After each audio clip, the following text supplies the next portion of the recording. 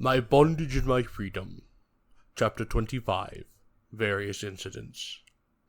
I have now given the reader an imperfect sketch of 9 years' experience in freedom.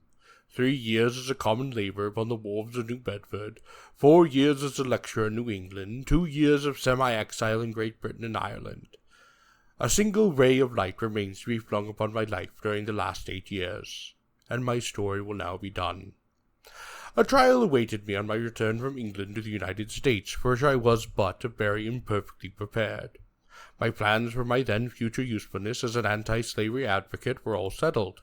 My friends in England had resolved to raise a given sum to purchase for me a press and printing materials, and I already saw myself wielding my pen, as well as my voice, in the great work of renovating the public mind, and building up a public sentiment which should, at least, send slavery and oppression to the grave, and restore to liberty and the pursuit of happiness the people with whom I had suffered, both as a slave and as a freeman.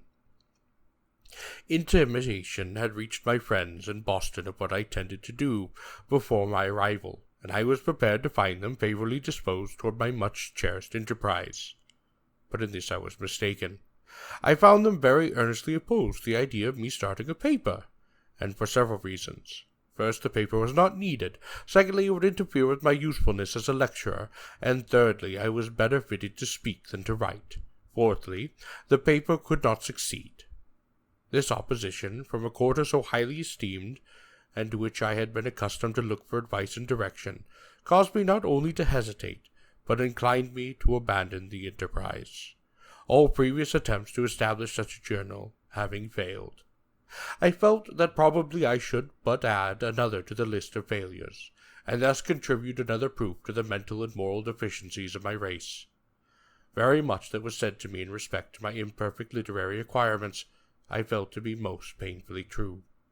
The unsuccessful projectors of all the previous colored newspapers were my superiors in point of education, and if they had failed, how could I hope for success? Yet I did hope for success, and persisted with the undertaking. Some of my English friends greatly encouraged me to go forward, and I shall never cease to be grateful for their words of cheer and generous deeds. I can easily pardon those who have denounced me as ambitious and presumptuous, in view of my persistence in this enterprise. I was but 9 years from slavery. In point of mental experience, I was but 9 years of age. That one, in such circumstances, should aspire to establishing a printing press among an educated people might well be considered, if not ambitious, quite silly. My American friends looked at me with astonishment. A wood sawyer, offering himself to the public as an editor. A slave brought up in the very depths of ignorance, assuming to instruct the highly civilized people of the North in the principles of liberty, justice, and humanity. The thing looked absurd. Nevertheless, I persevered. I felt that the want of education, great as it was, would be overcome by study, and that knowledge would come by experience. And further, which was perhaps the most controlling consideration, I thought that an intelligent public, knowing my early history, would easily pardon a large share of the deficiencies which I was sure that my paper would exhibit. The most distressing thing, however, was the offense which I was about to be given my Boston friends, by what seemed to them a reckless disregard of their sage advice. I am not sure that I was not under the influence of something like a slavish adoration of my Boston friends, and I labored hard to convince them of the wisdom of my undertaking, but without success. Indeed, I never truly expected to succeed, although time has answered all their original objections. The paper has been successful. It is a large sheet, costing $80 per week, has 3,000 subscribers, has been published regularly nearly 8 years, and bids fair to stand another 8 years longer. At any rate, the 8 years to come are as full of promise as were the 8 years that passed. It is not to be concealed, however, that the maintenance of such a journal, under the circumstances, has been a work of much difficulty, and could all the perplexity, anxiety, and trouble attending it have been clearly foreseen, I might have shrunk from the undertaking. As it is, I rejoice in having engaged in the enterprise, and count it joy to have been able to suffer in many ways for its success, and for the success of the cause to which it has been faithfully devoted. I looked upon the time, money, and labor bestowed upon it as being amply rewarded in the development of my own mental and moral energies, and in the corresponding development of my deeply injured and oppressed people. From motives of peace, instead of issuing my paper in Boston among my New England friends, I came to Rochester, western New York, among strangers, where the circulation of my paper would not interfere with the local circulation of the Liberator and the Standard, for at that time I was, on the anti-slavery question, a faithful disciple of William Lloyd Garrison, and fully committed to his doctrine touching the pro-slavery character of the Constitution of the United States, and the non-voting principle of which he is the known and distinguished advocate. With Mr. Garrison, I held to it to be the first duty of the non-slaveholding states to dissolve the union with the slaveholding states, and hence my cry like this was no union with slaveholders. With these views, I came into western New York, and during the first 4 years of my labor there, I advocated them with pen and tongue, according to the best of my ability. About 4 years ago, upon a reconsideration of the whole subject, I became convinced that there was no necessity for dissolving the union between the northern and southern states, that to seek this dissolution was no part of my duty as an abolitionist, that to abstain from voting was to refuse to exercise the legitimate and powerful means for abolishing slavery, and that the Constitution of the United States not only contained no guarantees in favor of slavery, but on the contrary it is, in its letter and spirit, an anti-slavery instrument, demanding the abolition of slavery as condition of its own existence as the supreme law of the land. Here was a radical change in my opinions, and in the action logically resulting from that change, to those with whom I had been in agreement and in sympathy. I was now in opposition. What they held to be a great and important truth I now looked upon as a dangerous error. A very painful and yet a very natural thing now happened. Those who could not see any honest reasons for changing their views, as I had done, could not easily see any such reasons for my change, and the condemnation and punishment of apostates was mine.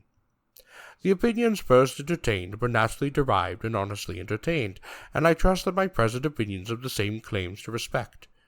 Brought directly, when I escaped from slavery, into contact with a class of abolitionists regarding the Constitution as a slave-holding instrument, and finding their views supported by the united and entire history of every department of the government, it is not strange that I assumed the Constitution to be just what their interpretation had made it.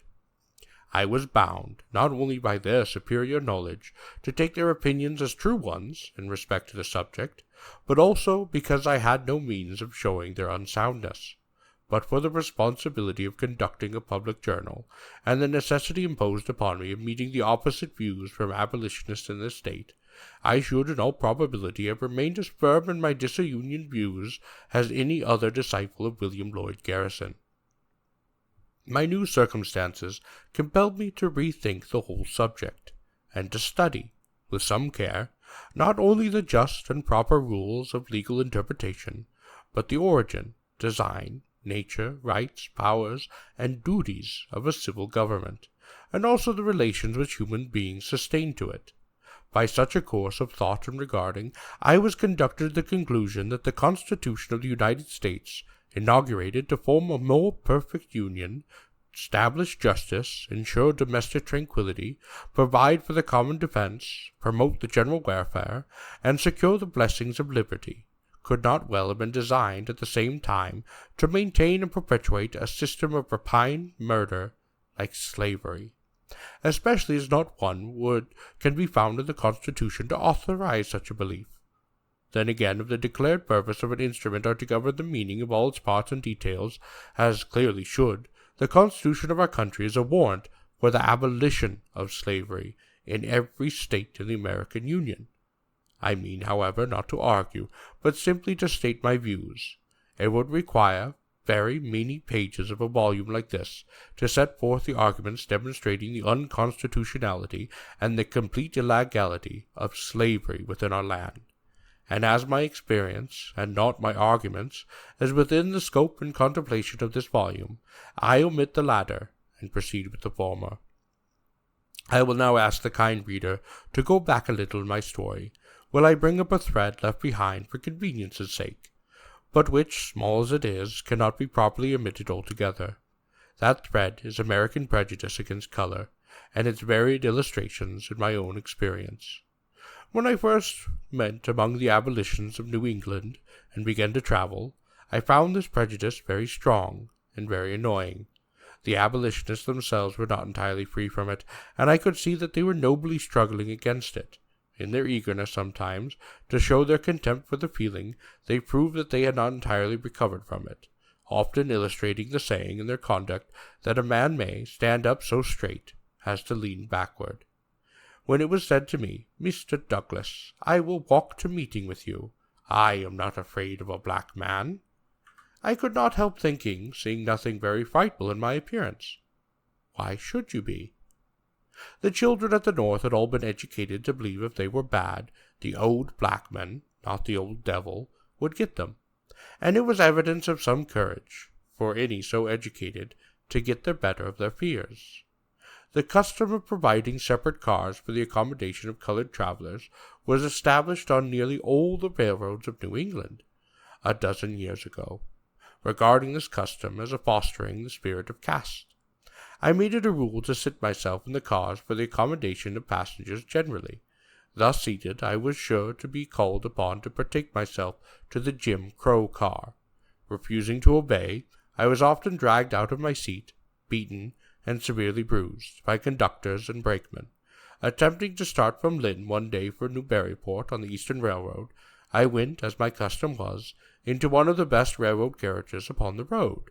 The seats were very luxuriant, quite beautiful, and I was soon waited upon by the conductor, and ordered out, whereupon I demanded the reason for my invidious removal. After a good deal of parleying, I was told that it was because I was black.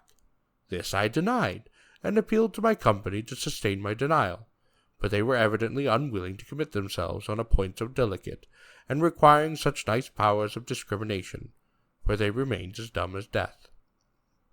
I was soon waited on by half a dozen fellows of the baser sort, just such as would volunteer to take a bulldog out of a meeting-house in time of public worship, and told that I must move out of that seat, and if I did not, they would drag me out.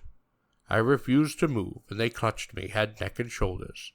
But in anticipation of the stretching to which I was about to be subjected, I had interwoven myself among the seats. In dragging me out on this occasion, it must have cost the company $25 or $30, for I tore up seats and all. So great was the excitement in Lynn on the subject that the superintendent, Mr. Stephen A. Chase, ordered the trains to run through Lynn without stopping, while I remained in that town, and this ridiculous farce was enacted. For several days the trains went dashing through Lynn without stopping. At the same time that they excluded a free colored man from the cars, this same company allowed slaves, in company with their masters and mistresses, to ride unmolested. After many battles with railroad conductors, and being roughly handled in not a few instances, proscription was at last abandoned, and the Jim Crow car, set up for the degradation of colored people, is nowhere found in New England. This result was not brought about without the intervention of the people, and the threatened enactment of a law compelling railroad companies to respect the rights of travelers. Honorary Charles Francis Adams performed signal service in the Massachusetts legislature in bringing this reformation, and to him the colored citizens of that state are deeply indebted. Although often annoyed and sometimes outraged by this prejudice against color, I am indebted to it for many passages of quiet amusement. A half-cured subject of it is sometimes driven into awkward straits, especially if he happens to get a genuine specimen of the race into his house. In the summer of 1843, I was traveling and lecturing in company with a William A. White, Esquire, through the state of Indiana. Anti-slavery friends were not very abundant in Indiana at that time, and beds were not more plentiful than friends. We often slept out, in preference to sleeping in the houses, at some points. At the close of one of our meetings, we were invited home with a kindly disposed old farmer, who, in the genuine enthusiasm of the moment, seemed to have forgotten that he had but one spare bed, and that his guests were an ill-matched pair. All went on pretty well, till near bedtime, when signs of uneasiness began to show themselves among the unsophisticated sons and daughters. while White is remarkably fine-looking, and very evidently a born gentleman. The idea of putting us in the same bed was hardly to be tolerated, and yet there we were, and but the one bed for us, and that, by the way, was in the same room I occupied by the other members of the family. White, as well as I, perceived the difficulty, for yonder slept the old folks, their sons, and a little farther along slept the daughters, and but one other bed remained. Who should have this bed was the puzzling question. There was some whispering between the old folks, some confused looks among the young, and as the time for going to bed approached, after witnessing the confusion as long as I liked, I relieved the kindly disposed family by playfully saying, "Friend White, having got entirely rid of my prejudice against color, I think a proof of it, I must allow you to sleep with me tonight." White kept up the joke by seeming to have esteemed himself the favorite party, and thus the difficulty was removed. If we went to a hotel and called for dinner, the landlord was sure to set one table for White and another for me, always taking him to be a master and me the servant. Large eyes were generally made when the order was given to remove the dishes from my table to that of White's. In those days it was thought strange that a white man and a colored man could dine peaceably upon the same table, and in some parts the strangeness of such a sight was not entirely subsided. Some people will have it that there is a natural and inherent and invisible repugnance in the breast of the white race toward dark-colored people, and some very intelligent colored men think that their prescription is owing solely to the color which nature has given them. They hold that they are rated according to their color, and that it is impossible for white people ever to look upon dark races of men, or men belonging to the African race, with other than feelings of aversion. My experience, both serious and mirthful, combats this conclusion. Leaving out of sight for a moment grave facts to this point, I will state one or two which illustrate a very interesting feature of American character as well as American prejudice. Riding from Boston to Albany a few years ago, I found myself in a large car, well filled with passengers. The seat next to me was about the only vacant one. At every stopping place we took in new passengers, all of whom, on reaching the seat next to me, cast a disdainful glance upon it, and passed to another car, leaving me in full enjoyment of a whole form. For a time, I did not know but that my riding there was prejudicial to the interests of the railroad company. A circumstance occurred, however, which gave me an elevated position at once. Among the passengers on this train was a Governor George N. Briggs. I was not acquainted with him. I had no idea that I was known to him. However, I was for, upon observing me, the governor left his place, and making his way toward me, respectfully asked the privilege to seat by my side, and upon introducing himself, we entered into a conversation very pleasant and instructive to me. The despised seat now became honored. His Excellency had removed all the prejudice against sitting by the side of a Negro, and upon his leaving it, as he did, on reaching Pittsfield, there were at least 12 applicants for the place.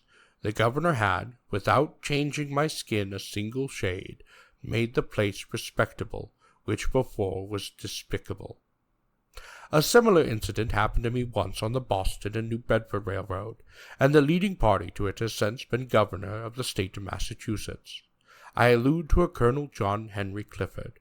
Lest the reader may fancy I am aiming to elevate myself by claiming too much intimacy with great men, I must state that my only acquaintance with Colonel Clifford was formed while I was his hired servant during the first winter of my escape from slavery. I owe it to him to say that in that relation I found him always kind and gentlemanly. But to the incident, I entered a car at Boston for New Bedford, which, with the exception of a single seat, was full, and I found I must occupy this, or stand up during the journey. Having no mind at all to do this, I stepped up to the man having the next seat, and who had a few parcels upon that seat, and gently asked to leave to take the seat by his side. My fellow passengers gave me a look made up of reproach and indignation, and asked me why I should come to that particular seat. I assured him, in the most gentlest manner, that of all others this was now the seat for me, and finding that I was actually about to sit down, he sang out, "Oh, stop, stop, let me get out." Suiting the action to the word, up the agitated man got, and sauntered to the other end of the car, and was compelled to stand for most of the way thereafter. Halfway to Bedford, the Colonel Clifford recognized me. He left his seat, and not having seen me before since I had ceased to wait upon him, in everything except hard arguments against his pro-slavery position, apparently forgetful of his rank, manifested in greeting me something of the feeling of an old friend. This demonstration was not lost on the gentleman whose dignity I had an hour before most seriously offended. Colonel Clifford was known to be about the most aristocratic gentleman in the Bristol county, and it was evidently thought that I must be somebody, else I should not have been thus noticed by a person so distinguished. Sure enough, after Colonel Clifford had left me, I found myself surrounded with friends, and among the number my offended friend stood nearest, with an apology for his rudeness, which I could not resist, although it was one of the lamest ever offered. With such facts as these before me, and I have many of them, I am inclined to think that pride and fashion have much to do with the treatment commonly extended to colored people in the United States. I once heard a very plain man say, and he was cross-eyed, awkwardly flung together in all aspects, that he should be a handsome man when public opinion should be changed. Since I have been editing and publishing a journal devoted to the cause of liberty and progress, I have had my mind more directed to the condition and circumstances of the free colored people than when I was the agent of an abolitional society. The result has been a corresponding change in the disposition of my time and my labors. I have felt it to be a part of my mission, under a gracious providence, to impress my sable brothers in this country with the conviction that notwithstanding the 10,000 discouragements and all the powerful hindrances which beset their existence in this country, notwithstanding the blood-written history of Africa and her children, from whom we have descended, or the clouds and the darkness, whose stillness and gloom are made only more awful by wrathful thunder and lightning, now overshadowing them, progress is yet possible. Bright skies shall yet shine upon their pathway, and that Ethiopia shall yet reach forth her hand unto God. Believing that one of the best means of emancipation the slaves of the South is to improve and elevate the character of the free-colored people of the North, I shall labor in that future, as I have labored in the past, to promote the moral, social, religious, and intellectual evolution of the free-colored people, never forgetting my own humble origin, nor refusing, while heaven lends me ability, to use my voice, my pen, or my vote to advocate the great and primary work of the universal and unconditional emancipation of my entire race.